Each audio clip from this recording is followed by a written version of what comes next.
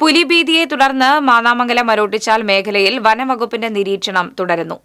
വനംവകുപ്പ് സ്ഥാപിച്ച നിരീക്ഷണ ക്യാമറകളിൽ പുലിയുടെ ദൃശ്യങ്ങൾ ലഭ്യമായില്ല. കഴിഞ്ഞ 2 ആഴ്ചയായി മാന്നാമംഗലം, മുരുക്കുംപാറ, മരോട്ടിച്ചാൽ, ചുള്ളിക്കാവ് പ്രദേശങ്ങളിലാണ് പുലിഭീതി തുടരുന്നത്. ജൂൺ 7-നാണ് ചുള്ളിക്കാവ് സ്വദേശി ചാക്കോയുടെ വീട്ടിലെ ആടിനെ പറമ്പിൽ ചത്ത നിലയിൽ കാണുന്നത്. സംഭവം നടന്ന് 2 ദിവസത്തിനു ശേഷമാണ് ആടിനെ കൊന്നത് പുലിയാണെന്ന് വനംവകുപ്പ് സ്ഥിരീകരിക്കുന്നത്. ഇതോടെ പ്രദേശം ഭീതിയിലായി. 9-ന് രാത്രി ചാക്കോയുടെ പറമ്പിൽ പുലിയെ കണ്ടതോടെ വനംവകുപ്പ് നിരീക്ഷണ ക്യാമറ സ്ഥാപിച്ചു.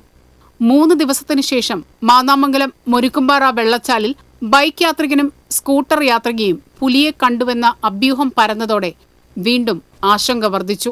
വനംവകുപ്പും നാട്ടുകാരും തിരച്ചിൽ നടത്തിയെങ്കിലും അസ്വാഭാവികമായി ഒന്നും കണ്ടെത്താനായില്ല. ഞായറാഴ്ച റവന്യൂ മന്ത്രി കെ രാജൻ സ്ഥലം സന്ദർശിക്കുകയും സർവകക്ഷി യോഗം ചേരുകയും ചെയ്തു.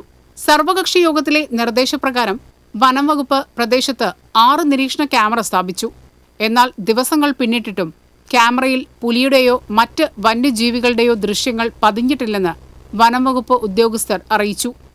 രാത്രികാല പെട്രോളിംഗും തുടരുന്നുണ്ട്. നിലവിലുള്ള ക്യാമറകൾ മറ്റ് സ്ഥലങ്ങളിലേക്ക് മാറ്റി സ്ഥാപിച്ച ശേഷം ഏതാനും ദിവസം കൂടി നിരീക്ഷണം തുടരാനാണ് അധികൃതരുടെ നീക്കം. TCV news, Thrissur.